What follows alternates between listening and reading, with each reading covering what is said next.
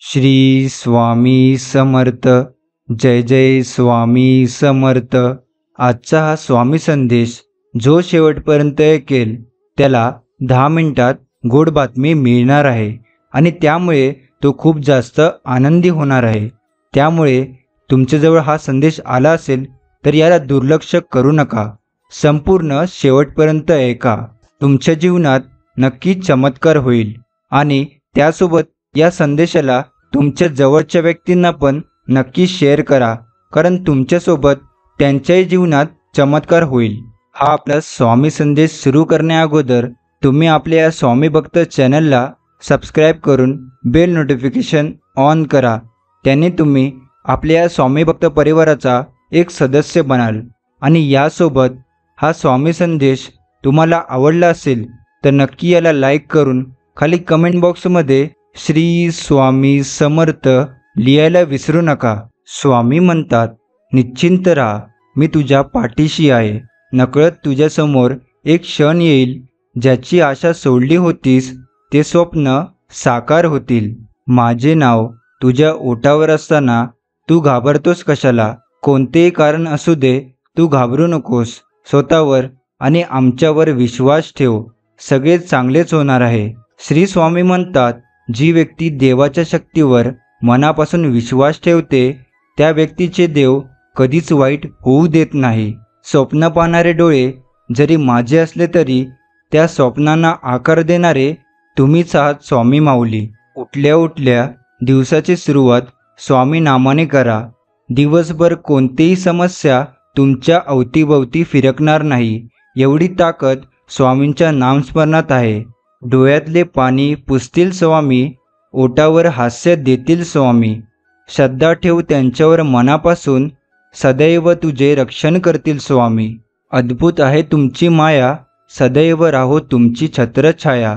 अक्कलकोटी आहे तुमचा निवास, तुमच्या कृपेने सुखी होतो जीवन प्रवास. स्वामी सांगतात, मनाशी जोडलेल्या प्रत्येक नात्याला कोणत्याही नावाची गरज नसते, कारण न सांगता जुळणाऱ्या नात्यांची परिभाषाच काही वेगळी असते.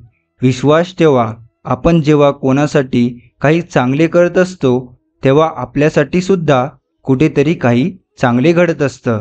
स्वामींच्या दारात प्रत्येकाला न्याय असतो. आपण जर एखाद्याची गोड बोलून फसगत करत असाल तर असे समजू नका काही होत नाही. त्याच्यापुढे दुप्पट तुमच्याकडून परतफेड करून घेतली जाते, एवढं मात्र नक्की लक्षात ठेवा. स्वामी म्हणतात, असेल नसेल कोणी तुझं, तू पंखात कायम भरारी ठेव. बदलेल हा एक दिवस तुझा, पण तू स्वतःवर फक्त विश्वास ठेव. कुणालाही न दुखावता जगणे याच्या इतके सुंदर कर्म दुसरे कोणतेही नाही. ज्याला हे कळले त्याला वेगळे पुण्य कमवण्याची आवश्यकता राहत नाही. स्वामी सांगतात, तुमच्याबद्दल कोणी काहीही बोलू द्या, ते मनावर घेऊ नका आणि त्यांच्याशी प्रतिवादही करू नका व त्यांच्याबद्दल मनात रागाची भावनाही मनात ठेवू नका. उलट त्यांना माफ करा. कोणी कितीही तुला चुकीचं किंवा खोटं समजू दे, पण जर तू खरा असशील तर जो वर बसला आहे ना, तो सगळ्यांचा हिशोब घेईल. जेव्हा सगळं संपलं असं तुला वाटत असेल तेव्हा देव नवीन दरवाजे उघडतो, हेही लक्षात ठेव. स्वामी सांगतात, आपल्या आयुष्यात कोण येणार हे आपण जन्मातच ठरलेलं असतं. येणाऱ्या प्रत्येक माणसाच्या येण्यामागे काहीतरी कारण असते. काही लोक आपल्या वाईट कर्माची शिक्षा द्यायला येतात, तर काही लोक आपल्या चांगल्या कर्माची फळं द्यायला येतात. म्हणूनच काही लोकांकडून आपल्याला खूप त्रास होतो, तर काही लोक आयुष्यात आल्यावर खूप आनंद मिळतो. तू कर्म करत जा, फळाची अपेक्षा न करता. अरे, कर्म करणे हे तुझे कर्तव्य आहे आणि तुझ्या कर्माला योग्य ते फळ देणे ही माझी जबाबदारी आहे.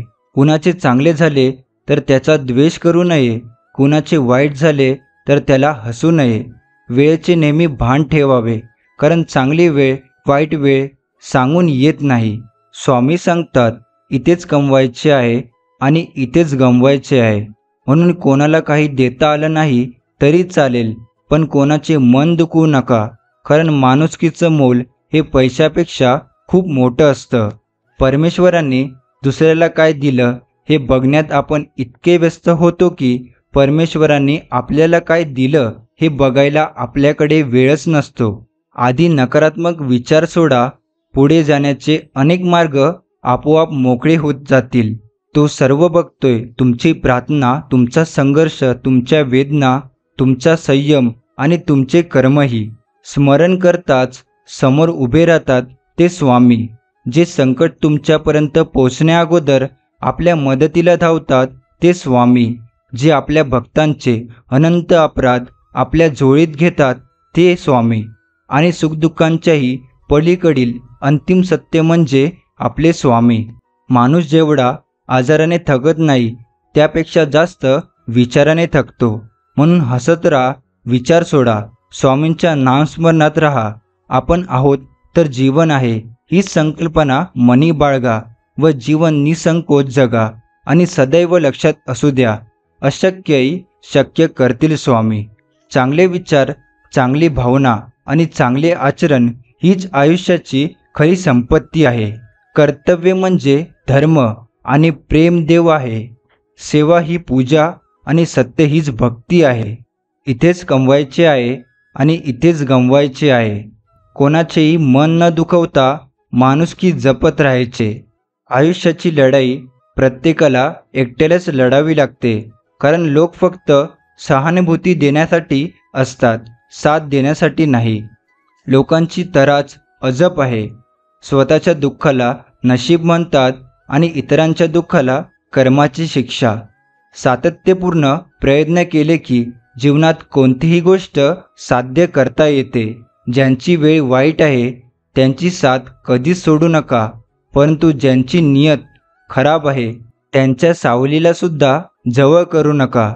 एखाद्याला त्याच्या चुकासाठी क्षमा करण्याइतके चांगले जरूर व्हा, पण पुन्हा त्याच्यावर विश्वास ठेवण्याइतके मूर्ख मात्र होऊ नका.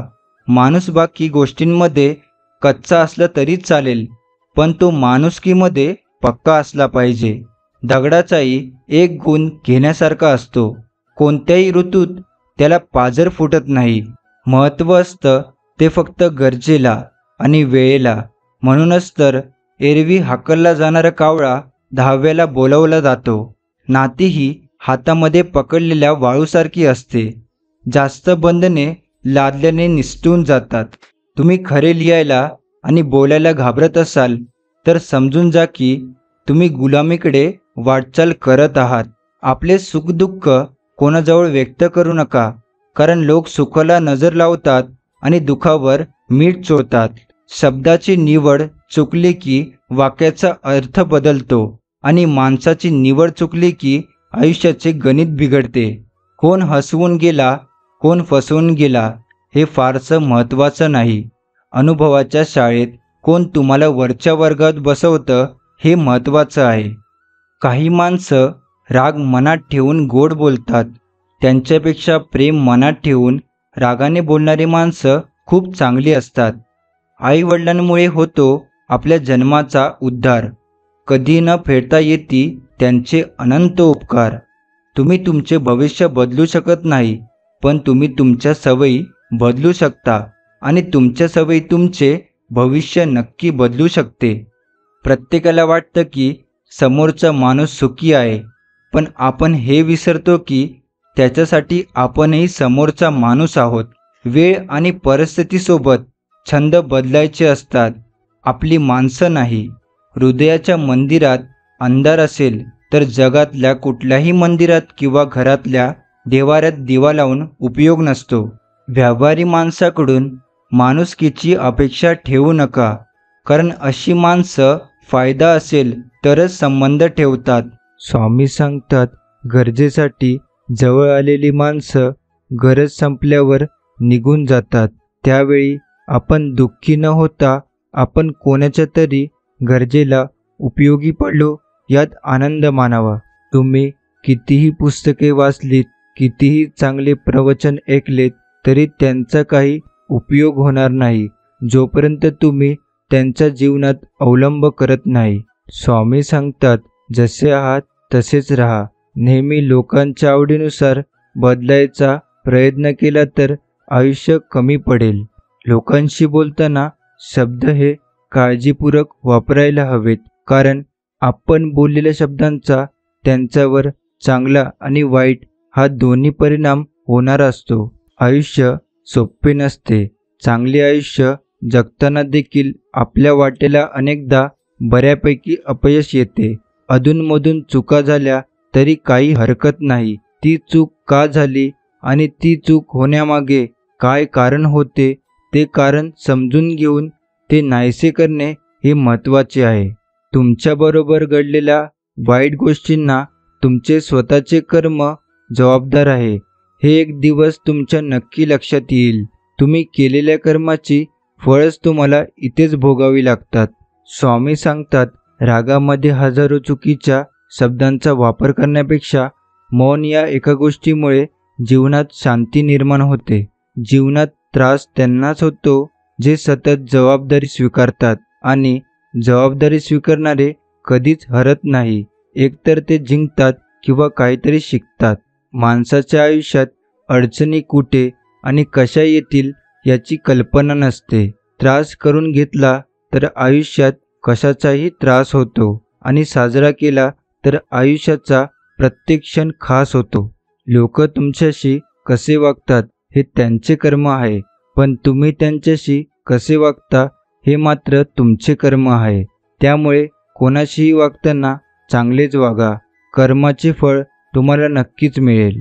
दुःख हे टाळता येण्याजोगे अजिबात नाही, पण त्यामध्ये किती रमून राहायचे हे आपल्या हातात आहे.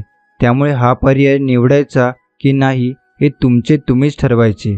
आयुष्यात कष्ट केल्याशिवाय पर्याय नाही आणि जो माणूस काम करतो त्याला देव कधीच कमी पडू देत नाही. स्वतःला सतत विकसित करत राहा. आपल्या ज्ञानाची आणि कौशल्याची सीमा वाढवत राहा, जेणेकरून आपले जीवन सतत समृद्ध होत राहील. सहज मिळून जाईल इतकं सोपं काहीच नसतं. जेव्हा वेळ येईल तेव्हा ते नक्की भेटतं, पण त्यावेळी ते विचार न करता स्वीकारता आलं पाहिजे. आयुष्य खूप सुंदर आहे आणि ते आणखीन सुंदर बनवणं आपल्याच हातात आहे. हे जरुरी नाही की प्रत्येक ठिकाणी उत्तर द्यायलाच पाहिजे. काही गोष्टी आपल्याला परमेश्वरावर सोडून दिल्या पाहिजेत, कारण की परमेश्वर जेव्हा उत्तर देतो तेव्हा सारं विश्व मौन होऊन ऐकत राहतं. प्रत्येक गोष्ट आपल्याला हवी तशी मिळत नसते, म्हणून सुख न शोधता समाधान शोधा. आयुष्य खूप आनंदात जाईल.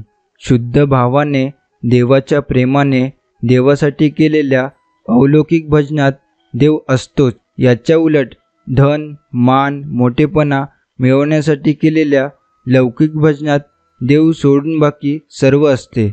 आयुष्य जगताना फक्त देवाला आणि कर्माला कधी विसरू नका, कारण त्याच्याशिवाय तुमचं अस्तित्व शून्य आहे. मग तुम्ही कोणी का असाना. नको सोसू आता दुःखाचे घाव. स्वामींनी जाणले आता अंतरीचे भाव. तू नक्कीच जिंकणार आता आयुष्याचा डाव. स्वामी तारतील आता भवसागराची नाव.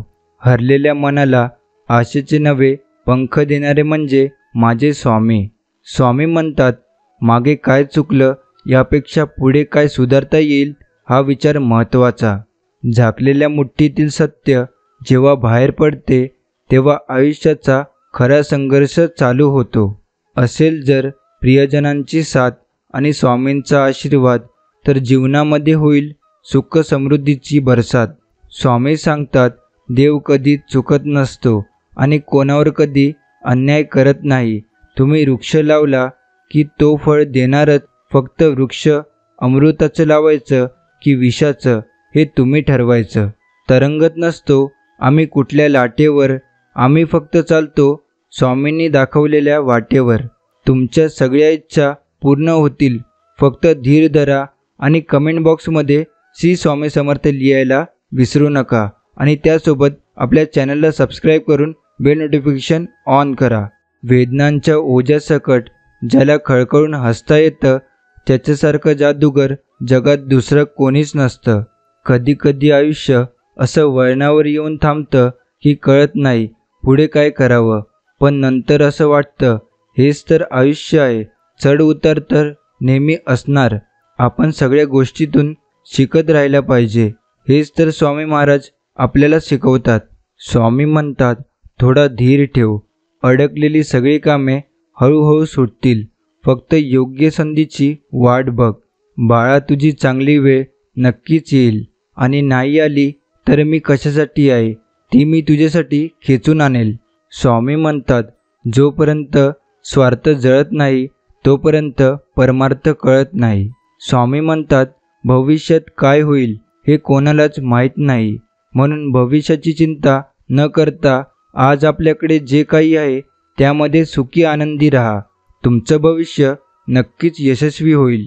रोज नव्याने स्वतःला आवरायचं, सावरायचं, मनवायचं, हसवायचं आणि आयुष्य जगत राहायचं. स्वामी म्हणतात, आपल्या आयुष्यात जे काही आहे त्याचा आनंद घ्या आणि जे नाही आहे त्याची चिंता नका करू. माणसाला जिथे वाटतं मी हरलोय आणि अचानक उम्मीदची एक पालवी फुटते, ती म्हणजे आपले स्वामी. संकटात आहात, दुःखी आहात किंवा आनंदी आहात, सर्व परिस्थितीमध्ये स्वामीनाम घेत राहा. आयुष्य खूप सुंदर आहे, कारण स्वामींचा आशीर्वाद आपल्या पाठीशी आहे. जगण्याचा दर्जा आपल्या विचारांवर अवलंबून असतो, त्यामुळे आपले विचार नेहमी चांगले ठेवा. श्री स्वामी समर्थांची नित्यसेवा केल्याने तुमच्या जीवनामध्ये सुख, शांती आणि समृद्धी नक्की प्राप्त होणार. मला एवढी घालभिक्षा समर्था, मुखी नित्य गावी तुझी गुणगाथा. घडोपदा सेवा तुझ्या किंकराला, समर्थ तुझ्या विना पार्थो कोणाला. जिथे तुझे विस्मरण होते तिथे मला जागृत करीत जावे, ही प्रार्थना स्वामींना नेहमी करावी. कारण मनुष्य कसाही असला तरी स्वामींच्या स्मरणात त्याला समाधान हे नक्कीच मिळते. मनाचे खेळ ऐसे सदा चालती, आठवे विसरे तेच ऐसे जगती. भूतकाळाची भूते आणि स्वतः पुढती, उगा ते निर्माण करी दुःख चिती. भविष्याचे स्वप्न मनोरे बांधी चिती, आणि उगा चिंता करी अति. दास मने भार घालावा तो स्वामीवरती, मनाशी स्थिर करावे स्वामींच्या चरणावरती. आमच्यासाठी काय योग्य आणि काय अयोग्य हे फक्त स्वामी तुम्हीच ठरवायचे. किती उंच आणि किती भव्य मूर्ती, आलाद नेत्रास हो ऐसी दीप्ती. लय जाती दुःखे करत स्पर्श होता, नाम स्मरण साष्टांग स्वामी समर्था. एकदा का नाम मुखात रुजले की ते हृदयात उतरते आणि मग आपल्या आत्म्यातील परमात्मा जागृत होण्यास प्रारंभ होतो. म्हणून प्रत्येकाने नाम हे सतत घेण्याचा प्रयत्न करत राहावा, कारण नामामध्येच मनुष्य जीवनाचे खरे सार दडलेले आहे. जसं उकळत्या पाण्यात प्रतिबिंब दिसत नाही, त्याप्रमाणे अशांत मनातून समाधान दिसणार नाही. म्हणून मन शांत करून आत्मपरीक्षण करा, सगळ्या गोष्टींमधून समाधानच मिळेल. कलियुगातील ह्या मायेच्या तुरुंगातून बाहेर पडण्यासाठी स्वामीनामाची चावी उपयोगी पडते, इतर गोष्टी नाही. स्वामींची सर्व ऊर्जा त्यांच्या नामात एकवटलेली आहे, त्यामुळे त्यांचे नामस्मरण केल्याने कुठल्याही संकटातून बाहेर पडण्याचा मार्ग सहजपणे सापडतो. नका सोडू स्वामीराया माझा हात, द्या मज तुम्ही मायेची साथ. द्यावा आता आधार मजशी, मागणे हेच माझे तुमच्या चरणी. खरा स्वामी भक्त तोच जो इतरांसाठी स्वामींकडे प्रार्थना करतो, कारण त्याला पूर्ण विश्वास असतो की त्याच्या आयुष्याचा कारभार स्वतः स्वामी चालवत आहे. खूप माणसांची स्वप्ने या एका विचारामुळे अपूर्ण राहतात, तो म्हणजे लोक काय म्हणतील. त्यामुळे लोकांचा जास्त विचार करू नका, जे तुम्हाला पटते तेच करा. संकट टाळणं माणसाच्या हाती नसतं, पण संकटाचा सामना करणं माणसाच्या हातात असतं. आयुष्यात आनंदाने जगायचे असेल तर दोनच गोष्टी विसरा, तुम्ही इतरांसाठी जे चांगलं केलं ते व इतरांनी तुमच्याशी वाईट केलं ते. स्वामी सांगतात, तुम्ही इतरांना जे सुख किंवा दुःख द्याल ते सुख दुःख न चुकता तुमच्याकडे परत येईल. हा निसर्गाचा अटल नियम आहे. प्रत्येक क्षणाचा आनंद घेऊन जगा, कारण गेलेली वेळ परत येत नाही आणि येणारी वेळ कशी असेल सांगता येत नाही. सत्य ही अशी एक श्रीमंती आहे की जी एकदाच खर्च करून त्याच्या आयुष्यभर आनंद उपभोगता येतो, पण असत्य हे एक प्रकारचे कर्ज आहे, ज्यामुळे तात्काळ सुख मिळतं परंतु आयुष्यभर त्याची परतफेड करावी लागते. स्वामी सांगतात, पराभवाची भीती बाळगू नका. एक मोठा विजय तुमचे सर्व पराभव पुसून टाकू शकतो. माणूस जेव्हा सगळ्या बाजूने एकटा होतो तेव्हा त्याच्याकडे जगण्यासाठी दोनच गोष्टी असतात, ती म्हणजे एक देव आणि दुसरी त्याच्या मनातील आशा, जिद्द. स्वामी सांगतात, एखादी वस्तू हरवली किंवा एखादी व्यक्ती सोडून गेली तर जास्त विचार करत नाही बसायचं. भेटली होती ती परत हरवली म्हणून तिथल्या तिथं विसरून जायचं. लोक फायदा बघतात आणि आम्ही माणुसकी, त्यामुळे आम्ही थोडे मागे आहोत. पण काही हरकत नाही, मागे राहू, पण कुणाचा फायदा घेऊन मोठं नाही व्हायचं. मनापेक्षा सुपीक जागा कोणतीच नाही, कारण तिथे जे पेरलं जातं ते अधिकच वेगाने वाढत जातं. मग ते विचार असो, प्रेम असो, नाहीतर द्वेष असो. आरोग्य ही सर्वात मोठी देणगी आहे, समाधान ही सर्वात मोठी संपत्ती आहे आणि विश्वास हे सर्वात उत्तम नाते आहे. आनंद आणि शांती त्यांनाच मिळते जे सर्व इच्छापासून दूर, कोणतीच अपेक्षा न बाळगता अहंकाराशिवाय काम करतात. स्वामी सांगतात, जो मनुष्य ईश्वरी शक्तीचा मनापासून स्वीकार करतो आणि परमात्म्यावर संपूर्ण श्रद्धा ठेवतो, भगवंत त्यांचे कधीही वाईट होऊ देत नाही. जिंकणे म्हणजे नेहमी फक्त पहिल्या येणे असे नसते. एखादी गोष्ट पूर्वीपेक्षा जास्त चांगली करणे म्हणजे जिंकणे होय. पैसा, संपत्ती, धन दौलत यांचा घमंड कधीच करू नका. आपले कर्म चांगले ठेवा, कारण देवाच्या दारी पैशाचा हिशोब केला जात नाही, तर कर्माचा हिशोब केला जातो. ज्याप्रमाणे आंधळ्याला आरशाची आणि बहिऱ्याला संगीताची किंमत कळत नसते, त्याचप्रमाणे विश्वासघाती माणसाला चांगल्या माणसाची किंमत कळत नाही. खोटी काम करून आणि खोट्या मार्गाने मोठं होण्यापेक्षा सत्य मार्गावर चालून सत्कर्म करून लहान राहा.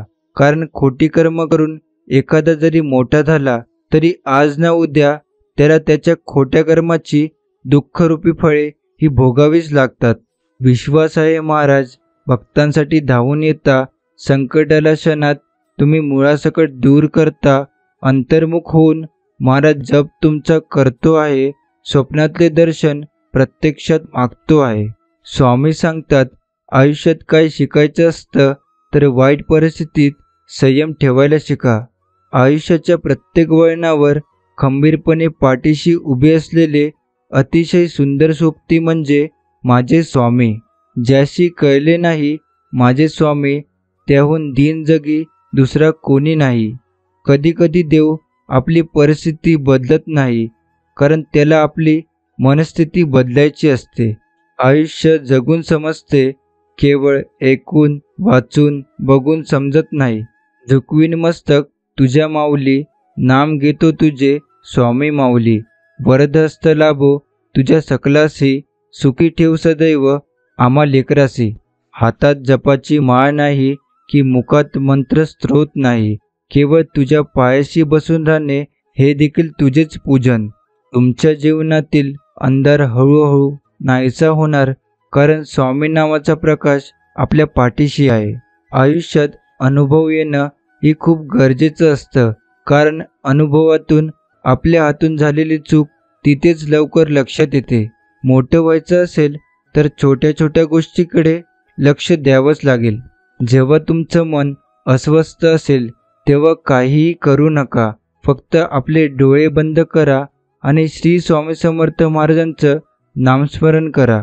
आपण जेव्हा संकटात असतो आपल्याला वाटतं की आपण एकटेच प्रयत्न करत आहोत, पण एक गोष्ट नक्की समजून घ्या, आपल्या पाठीशी स्वामी आहेत. तेच लढण्यासाठी प्रेरणा देत आहेत. लोक आपल्याला कमजोर करायला बघत असतात, म्हणून कोण काय बोलतंय याच्याकडे जास्त लक्ष द्यायचं नसतं.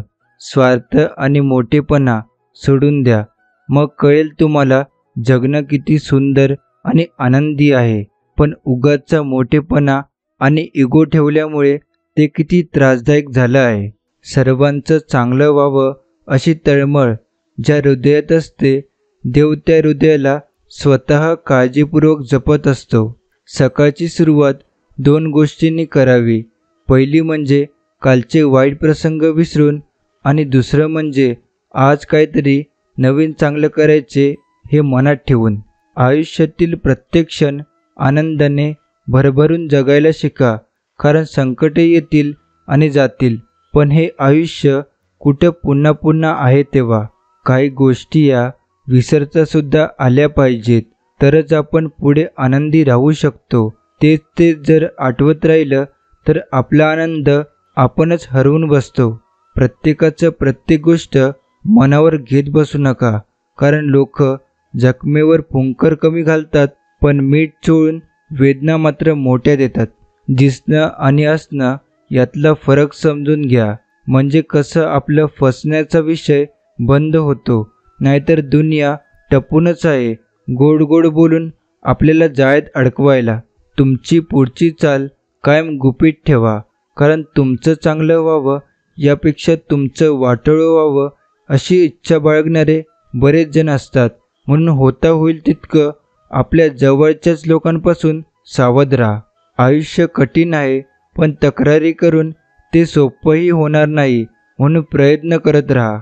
विषय कोणता पण असो, आपले मत प्रखरपणे मांडायला शिका, कारण तुमच्या न बोलण्याचा अर्थ अनेक वेळा हाच धरला जातो की दोषी तुम्ही आहात.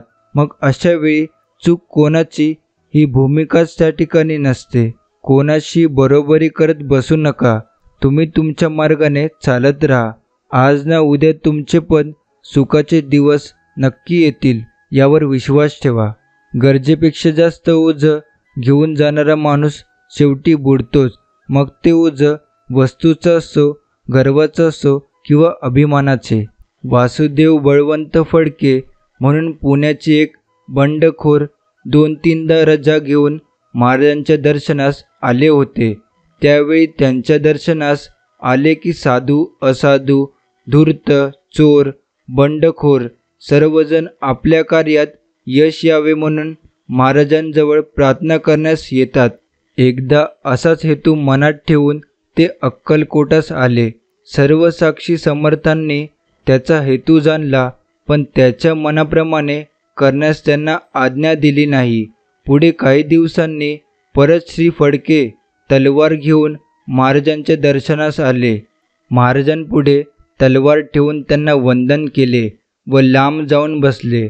त्यांचा हेतू असा होता की महाराजांनी स्वहस्ते तलवार आणण्यास द्यावी व मग ती वर्दी तलवार घेऊन आपण अजिंक्य व्हावे. परंतु सर्व शक्तिमान श्री समर्थ असे भलतेच करण्यास आज्ञा कुठून देणार. फडके यांच्या हातात तलवार न देता जवळच एक तरटीचे झाड होते, त्यावरती ठेवण्यास एका सेवकऱ्यास महाराजांनी सांगितले. फडके बराच वेळ बसून होते. महाराजांनी तलवार आपल्याला हातात दिली नाही म्हणून निराश होऊन झाडावरील तलवार काढून पुण्यास निघून गेले. महाराजांच्या आज्ञेविरुद्ध वागले तर त्यास यश कसे येणार. पुढे त्यांना सरकारने पकडून शिक्षा दिली. त्रिकालज्ञ स्वामी समर्थ भलत्याच गोष्टीबद्दल आज्ञा कशी देतील. श्री माधवराव विंचुरकर उर्फ दादासाहेब यांना मालोजीराजे यांच्या जागी अक्कलकोटाचे रिजंट म्हणून सरकारने नेमले होते. त्यांची भक्ती श्री स्वामीचरणी फार होती. श्री स्वामी कधीकधी त्यांच्या घरी जात असत. स्वामींना त्यावेळेस दादासाहेब स्नान घालून गंधपुष्पादी षोडशोपचारे पूजा करून भोजन देऊन नंतर आपण प्रसाद ग्रहण करीत. तसे दादासाहेब नास्तिक आहेत असे दुसऱ्यांना वाटे, परंतु ते महाराजांचे प्रेमळ भक्त होते. रात्री भजनी मंडळ जमवून टाळ मृदुंग घेऊन आनंदाने दादासाहेब भजन करीत. महाराजसुद्धा कधीकधी तेथे येऊन बसत असत. दादासाहेबांच्या मांडीवर पुढे एक श्वेतकुष्ठाचा डाग उद्भवला. दादासाहेबांना हा रोग जास्त फैलवतो की काय अशी काळजी वाटू लागली. एके दिवशी दादासाहेब महाराजांच्या दर्शनास आले असताना महाराजांची प्रसन्न मुद्रा पाहून त्यांनी मांडीवरील डागाची व्यथा त्यांना सांगितली व बरा होण्यास प्रार्थना केली. महाराज म्हणाले, त्याचे नाव काय? श्री माधवरावांनी त्यावेळेस महाराजांना असे उत्तर दिले, लोक यास श्वेतकुष्ठ म्हणतात. त्यावर महाराज म्हणाले, तुझे हातातील बोटांच्या अंगठीत कसा खडा आहे? दादासाहेबांनी उत्तर दिले, पांढरा आहे, तो फेकून दे. महाराजांनी आज्ञा दिली. दादासाहेबांनी मनात विचार केला की 300 रुपये किमतीची अंगठी फेकून कशी द्यावी, महाराजांच्या हातात घालावी, मग ते पाहिजे ते करोत असा विचार करून ती अंगठी काढून त्याने अंगठी चोळप्पास दिली. त्याने ती विकून पैसे महाराजांच्या देवळाच्या कामास दिले. दादासाहेबांच्या मांडीवरील डाग पुढे कमी होऊन नाहीसा झाला. एकदा दादासाहेब विंचुरकर हे आपल्या ऑफिसात काम करीत बसले असता महाराज अकस्मात तेथे आले.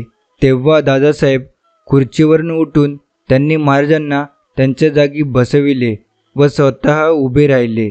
काही वेळ गप्पा गोष्टी झाल्यावर महाराज म्हणाले, अब तुम्हारा खुर्च्या टेबल सब खटला उठ पर डालकर कुछ करो. हे ऐकून विंचुरकर चकित झाले व महाराजांना म्हणाले, महाराज मला कोठे जाण्यास सांगता? महाराजांनी उत्तर दिले, हजारो लाखो लोक रामराम करतात, तेथे जा. असे सांगून महाराज तेथून उठून गेले. पुढे काही दिवसांनी मालोजीराजे व दादासाहेब या दोघांमध्ये काही लबाड लोकांनी वैमनस्य आणून मुंबई सरकारपर्यंत राजेसाहेबाकडून गिला करविला. हे वर्तमान त्यांचे बंधू अप्पासाहेब जे विंचूर संस्थान बघत होते. अप्पासाहेबांना हे समजतात त्यांनी दादासाहेबास परत बोलावून घेऊन विंचूर संस्थानाचे काम त्याचकडे सोपविले. दादासाहेबांना पुन्हा अक्कलकोटला जायचे होते, पण विचारी अप्पासाहेबांनी त्यांना परत तेथे जाऊ दिले नाही. महाराजांना हे भाकीत आधीच समजले होते म्हणून त्यांनी दादासाहेबांना तसे सांगितले. आपल्या भक्ताचे मनोगत जाणून तदनुसार त्याचे मनोरथ पूर्ण करण्यासाठी श्री समर्थ तसतशी रूपे घेत. एका प्रेमळ भक्तास पांडुरंग दर्शन समर्थांनी दिले. सातारा प्रांतातील प्रसिद्ध भजनीबुवा नाना तांदुळवाडीकर हे पंढरीच्या वाऱ्या नेहमी करीत असत. त्यांची त्या प्रांतात भजनाची प्रख्याती होती. त्यांना दैविक साक्षात्कार झालेला होता. एकदा नानाबुवा श्री दत्त अवतार स्वामी महाराज यांचे दर्शन घेण्यास अक्कलकोटास गेले. ते गणपतराव जोशी यांच्याकडे उतरले होते. त्यावेळी श्री समर्थ स्वारी चोळप्पाच्या घरी होती. त्या ठिकाणी नानाबुवा श्री समर्थ दर्शनास गेले व त्यांना वंदन करून खाली बसले. त्यांनी महाराजांचे अद्भुत दिव्य तेज व आजानुबाहू मूर्ती दर्शन केली. तेव्हा त्यांच्या डोळ्यातून आनंदाश्रू वाहू लागले. चित्ताचे समाधान झाल्यावर बुवा श्रीचरणी पुन्हा नमन करून परत गणपतरावांकडे आले. त्यानंतर ते 7-8 दिवस अक्कलकोटास राहिले होते.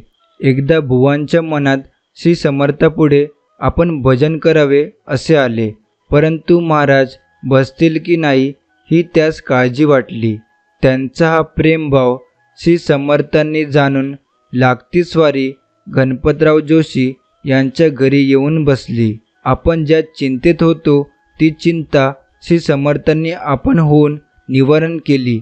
हे पाहून त्या भजनबुवास मोठा आनंद झाला. त्यांनी लागलीच मृदुंग विणा वगैरे आणवून भजनास प्रारंभ केला. सर्वोत्तम भजन करणाऱ्या नानाबुवांनी भजनास सुरुवात केल्याक्षणीच श्री समर्थस्वारी पुढे विराजमान झाली. मग त्या बुवांच्या आनंदास पारावार राहिला नाही. इतक्यात एक मोठा चमत्कार घडून आला. तो असा की भजनाचा ऐन रंग जमून गेला आहे. सर्व श्रोतेजन प्रेमरसात बुडून गेले आहेत. इतक्यात नानाबुवा अगदी तटस्थ उभे राहून त्यांच्या दोन्ही डोळ्यातून प्रेमाश्रुपात होत होता. त्यांची समाधी उतरल्यावर त्यांनी काही वेळ भजन केले व लगेच भजनाची समाप्ती केली. त्यानंतर श्री समर्थांना आरती ओवाळून साष्टांग नमन करून ते खाली बसले. बुवा खाली बसल्यावर त्यांना गणपतरावांनी आपण एक घटका तटस्थ का उभे होतात ते आम्हाला सांगावे म्हणून प्रार्थना केली. तेव्हा बुवांनी त्या सांगितले की निम्मे भजन झाल्यावर महाराजांनी आपले हे स्वरूप अदृश्य करून सावळी मूर्ती पितांबर परिधान केलेली, कटीवर दोन्ही हस्त ठेवलेली, मस्तकी मुकुट, कर्णी कुंडले धारण केलेली अशी श्री पांडुरंग मूर्ती मला दिसू लागली. ते तेजपुंज मनमोहन रूप पाहून माझी वृत्ती अंतर्मुख होऊन समाधी लागली. माझे देहभान नाहीसे झाले. जेव्हा काही वेळाने देहावर वृत्ती आली तेव्हा मी पुन्हा भजन चालू केले. श्री स्वामी महाराज प्रत्यक्ष दत्तावतार आहेत. भक्तजनांचे उद्धारार्थ हा मानवी देह अवतरला आहे, यात संदेह नाही. याप्रमाणे श्री पांडुरंग दर्शन झाल्यावर काही दिवस तेथे राहून त्यांनी मनोभावाने स्वामीरायांची सेवा केली.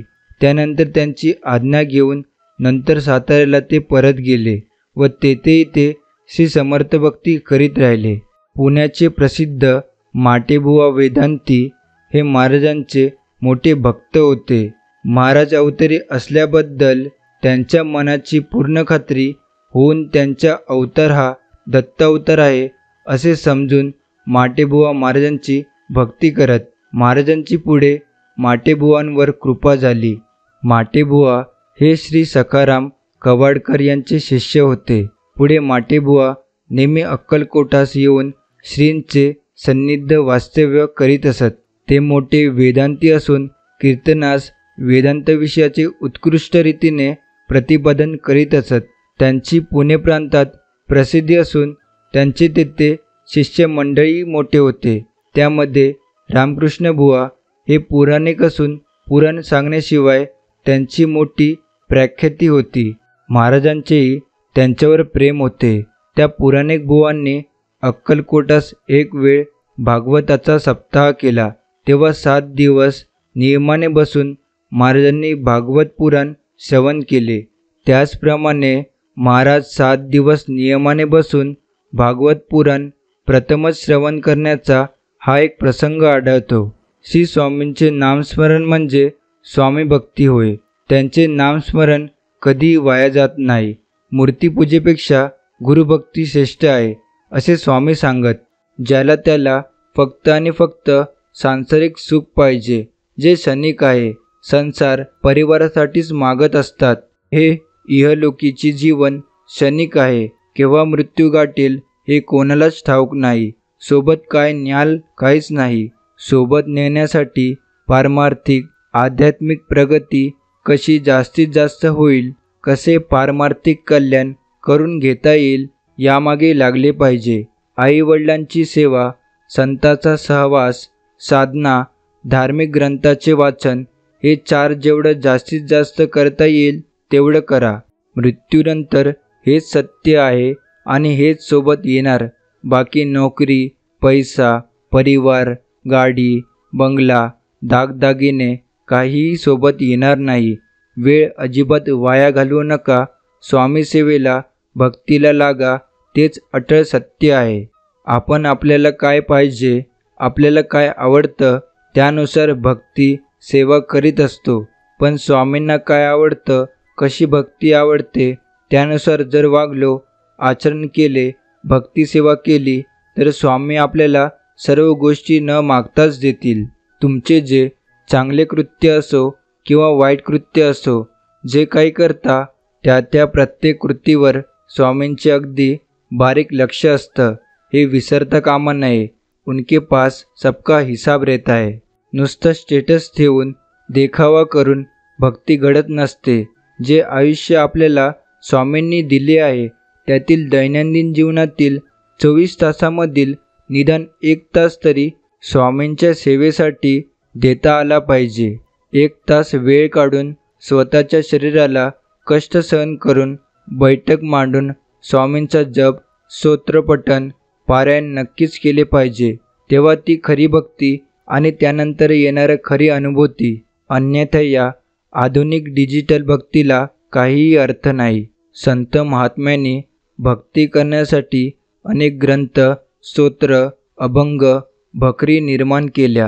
हे ग्रंथ, स्तोत्र, अभंग वाचताना देवदेवतांची शक्ती, करुणा, वात्सल्य, शिकवण, उपदेश कळतो. आपापल्या गुरुप्रती असलेला भाव जागृत होतो.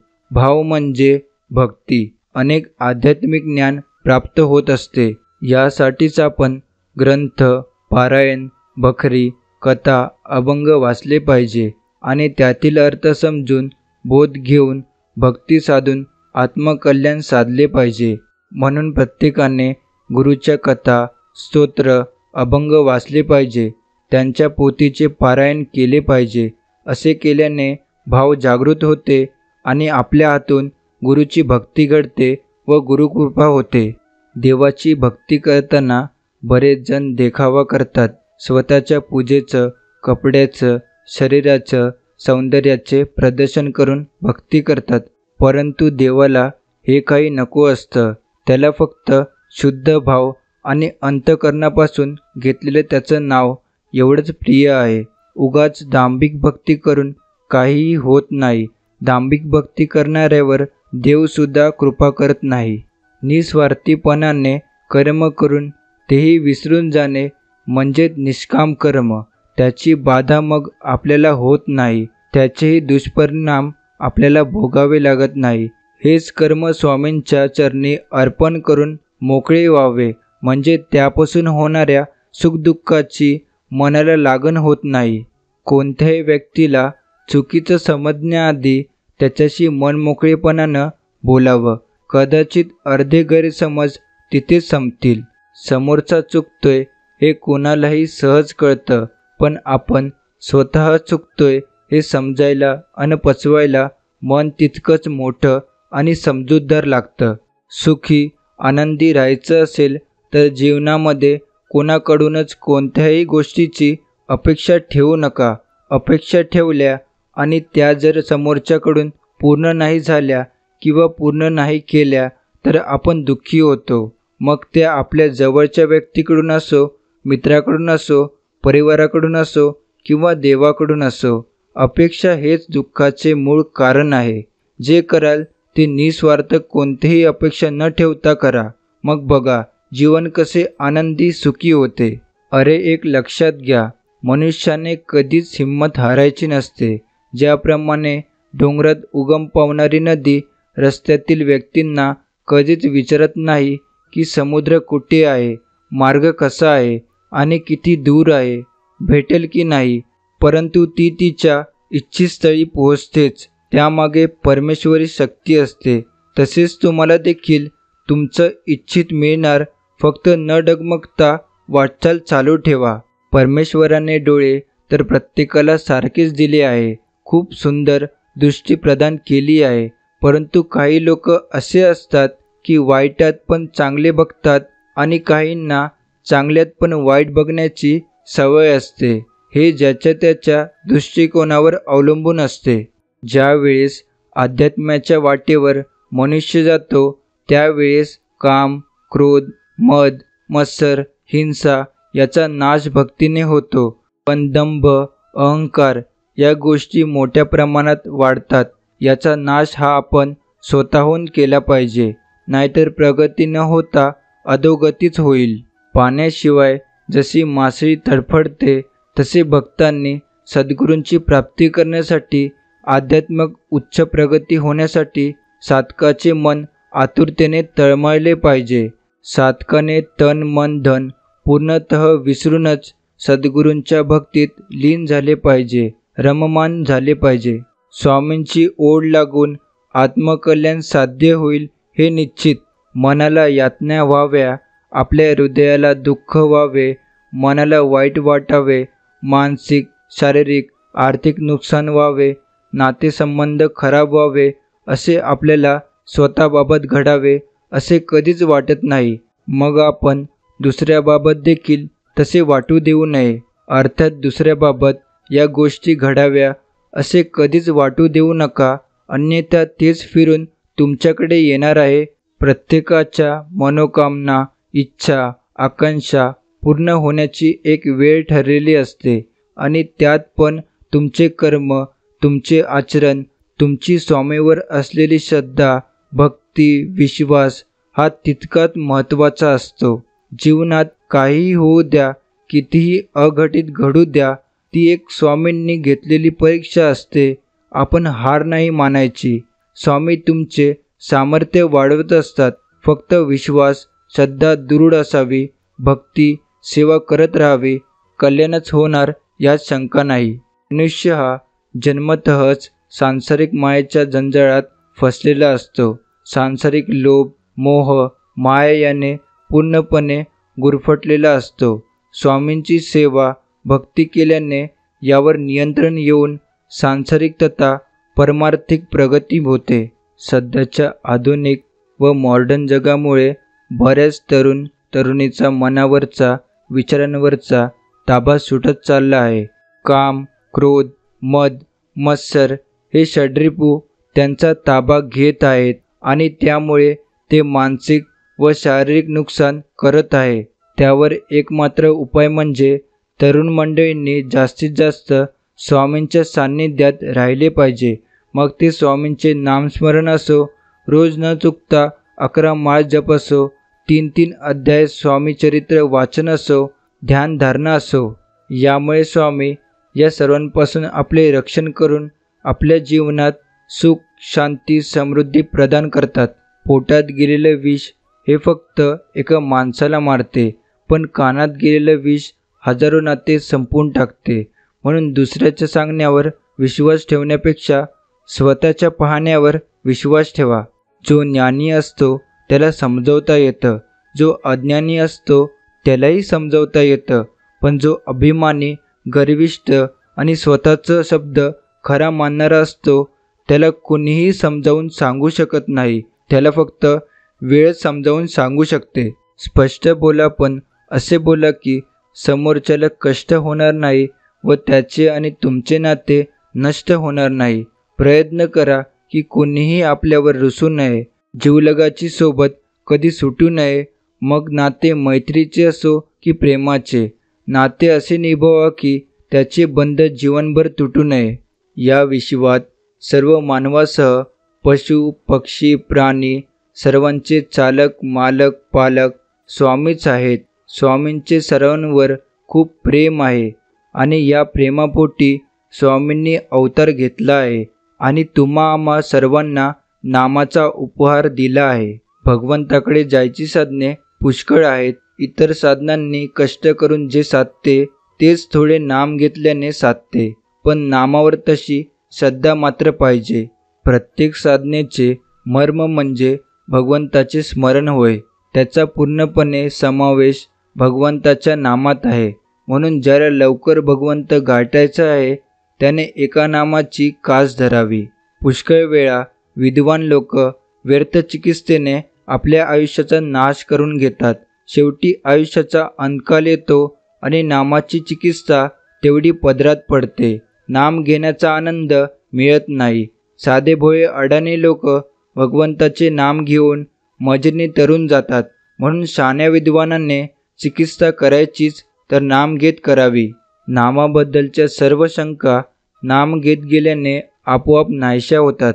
किती दिवसात मुक्ती मिळेल याला समर्थांनी फार चांगले उत्तर दिले आहे. ज्या क्षणी भगवंत स्मरणात स्वतःला विसराल त्या क्षणी मुक्ती मिळेल. देहाहून व मनाहून आपण निराळे आहोत म्हणून नाम घेत तसे वेगळे राहण्याचा प्रयत्न करावा. जे कशानेही साधले नाही ते नामाने साधेल. स्वामी सांगतात, दिवा जरी सूर्याची बरोबरी करू शकत नसला तरी अंधारात त्याचे महत्त्व सूर्या इतकेच आहे. त्यामुळे स्वतःला कधीही कुठेही कमी समजू नका. भगवंताकरिता कुणीही कष्ट करू नका. कष्टाने साध्य होणारी ती वस्तू नव्हे, ती वस्तू सात्विक प्रेमाने साध्य होणारी आहे. आणि प्रेमामध्ये झालेले कष्ट मनुष्य चटकन विसरून जातो. तुम्ही भगवंताच्या प्रेमाने अगदी भरून जा. आपापसात प्रेम वाढवा, म्हणजे मग सर्व जग आनंदमय, प्रेममय दिसू लागेल आणि शेवटी तुम्हाला स्वतःचा विसर पडेल. आपण जगामध्ये व्याप वाढवतो, तो आनंदासाठी वाढवतो, पण भगवंताच्या व्यतिरिक्त असणारा आनंद हा कारणावर अवलंबून असल्याने ती कारणे नाहीशी झाली की तो आनंद मावळतो. यासाठी तो आनंद अशाश्वत होय.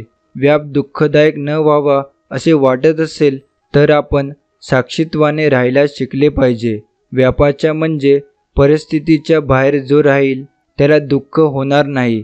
खरा आनंद कोठे मिळतो ते पाहावे. आता कली मातत चालला आहे. त्याचा काला चुकवायचा असेल तर नामावर विश्वास ठेवा. कोणीही काही सांगितले तरी नाम सोडू नका.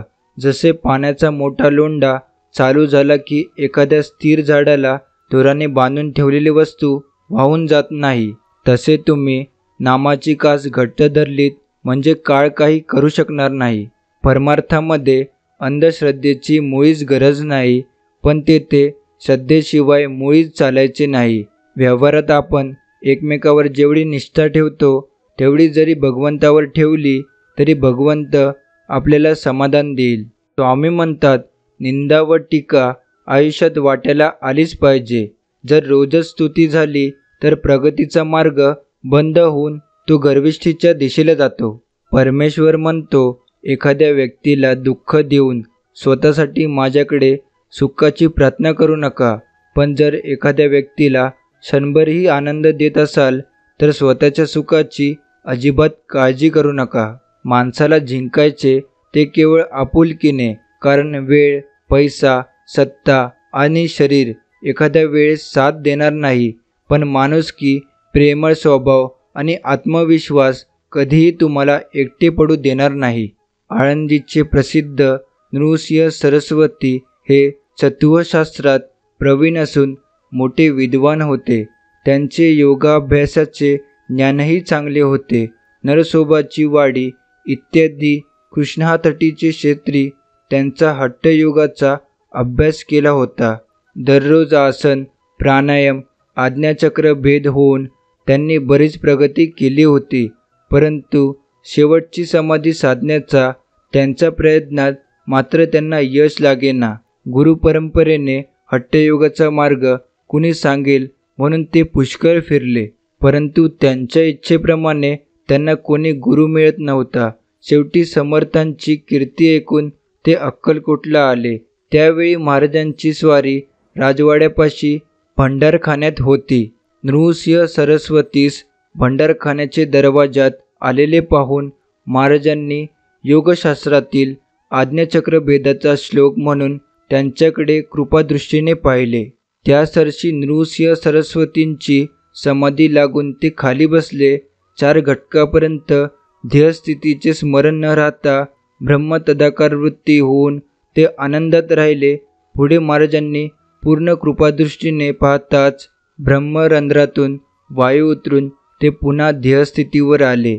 समाधी उतरल्यावर त्यास मोठा आनंद होऊन ते म्हणाले, आपण पुष्कळ वर्षे समाधीत योग साध्य करण्याकरिता फार परिश्रम केले. त्याचे फळ महाराजांच्या कृपेने आज आपल्यास प्राप्त झाले. पुढे काही दिवस समर्थांपाशी राहून महाराजांची आज्ञा घेऊन ते परत आळंदीस गेले. आळंदीस आल्यावर त्यांनी योगसाधना करून अनेक शिष्य समुदायास अनुग्रह केला. ते नित्य प्रांतकाळी उठून स्नान संध्या योगाभ्यास करून मग गावात येऊन लोकांना संभाषणाद्वारे ज्ञान देत असत. त्यांनी योगसिद्धी प्राप्त झाल्यामुळे ते जे बोलत ते सत्य होऊ लागले. मुंबई पुण्याचे मोठे बडे लोक त्यांच्या दर्शनास येऊन त्यांचा अनुग्रह घेऊ लागले. नृसिंह सरस्वतींनी आळंदीस धर्मशाळा, नदीकाठी घाट, देवालये अशी बरीच कामे केली. गोरगरिबास अन्न वस्त्र वाटप ते नेहमी करीत असत. या त्यांच्या सेवेमुळे त्यांची बरीच प्रख्याती आळंदी क्षेत्री झाली. काही दिवसांनी परत श्री नृसिंह सरस्वती अक्कलकोटास श्री समर्थांच्या दर्शनास आले होते. त्यावेळी श्री समर्थस्वारी गावात श्री रामचंद्राच्या देवाजवळ होती. नृसिंह सरस्वतीस पाहताच श्री स्वामी महाराज म्हणाले, क्यो रंडी छोडी नाही.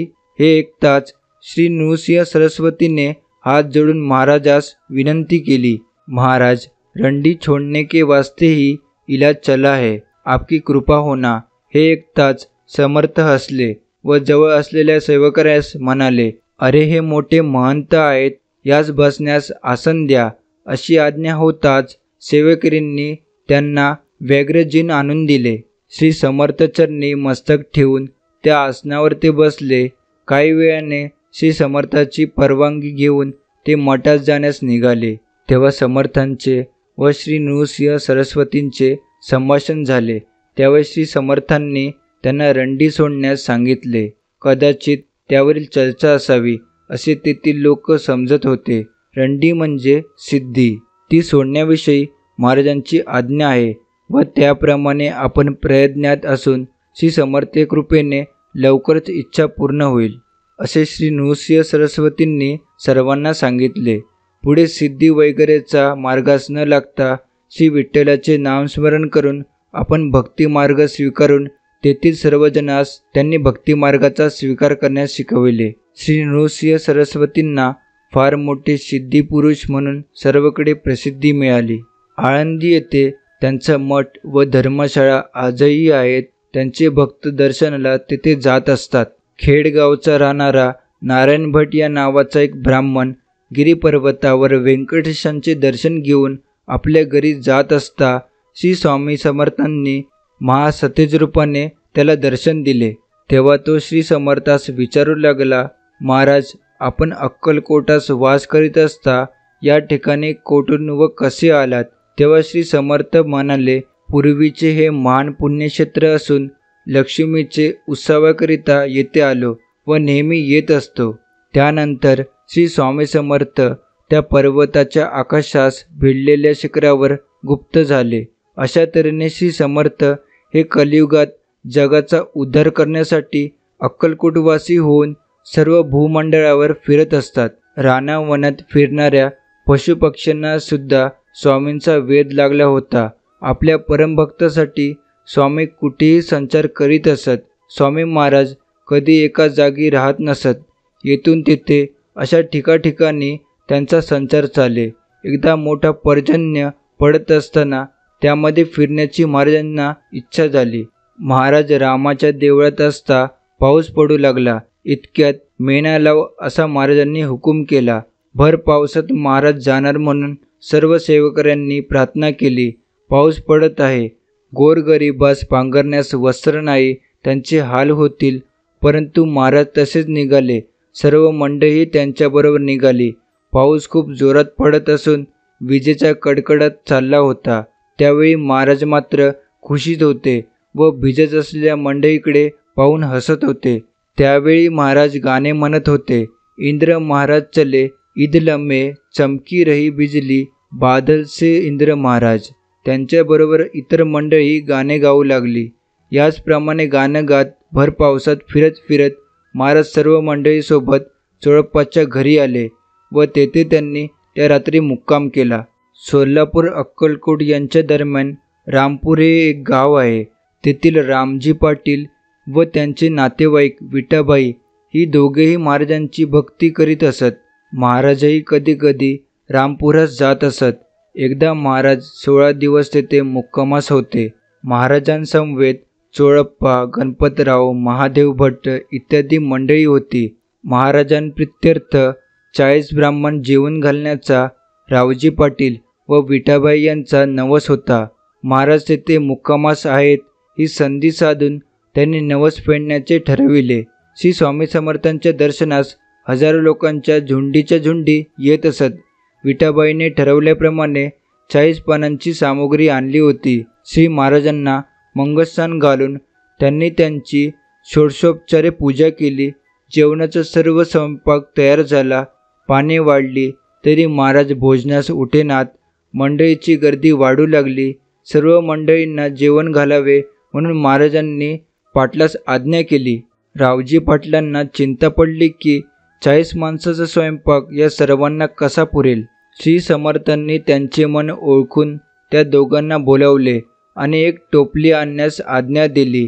त्या टोपलीत जेवणाचे सर्व पदार्थ भरण्यास सांगितले व घरातील देवाऱ्यातील देवी, खंडोबा वगैरे देवतांचे टाक होते ते सर्व अन्नावर ठेवून त्यावर आणखी पोळ्या रचून ते झाकले. त्या दोघांकडून अन्नपूर्णेची पूजा करविली. विठाबाईच्या डोक्यावर ती टोपली ठेवून 30 कडून तुळशीस 3 प्रदक्षिणा करविल्या. ती टोपली महाराजांनी आपल्या पलंगाजवळ ठेवून पाने वाढण्यास सांगितली. सर्व सेवेकरी वाढू लागले. महाराजांनी आज्ञा दिली, स्वयंपाकघरातून अन्न बाहेर घेऊन आल्यावर फिरून मागे पाहू नये. सेवेकरी त्याप्रमाणे वाढू लागले. पहिली 400 माणसांची पंगत जेवून उठली तरी स्वयंपाकघरातील अन्न जसेच्या तसे कायम होते. सेवेकरी हा चमत्कार पाहून श्री स्वामींचा जय जयकार करू लागले. लोकांच्या झुंडीच्या झुंडी भोजनास बसू लागल्या. सर्वांना भोजन घालावे म्हणून श्री स्वामी वारंवार आज्ञा करीत असत. भक्तजनही प्रसाद घेतल्याशिवाय कसे जातील. संबंध दिवस पंक्ती उठत होत्या. महाराज मात्र जेवले नव्हते, म्हणून पाटील त्यांना आपण भोजन करावे म्हणून प्रार्थना करीत होते. तेव्हा महाराज म्हणाले, अद्याप आमचे बापजादे आले नाही, ते आल्यावर भोजन करू. याचा अर्थ कोणास समजेना.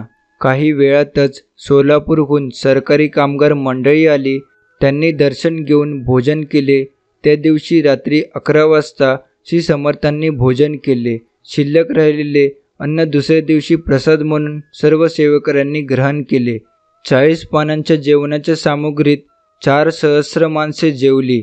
अशी श्री गुरु महाराजांनी त्या दिवशी अगम्य लीला भक्तांना दाखविली.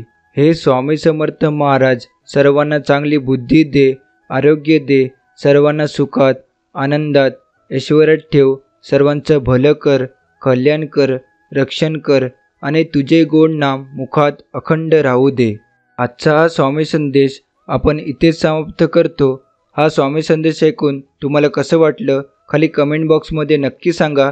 त्यासोबत व्हिडिओला लाईक करा आणि चॅनलला सबस्क्राईब करून बेल नोटिफिकेशन ऑन करा. तर मग चला आपण भेटू पुढच्या व्हिडिओमध्ये. श्री स्वामी समर्थ.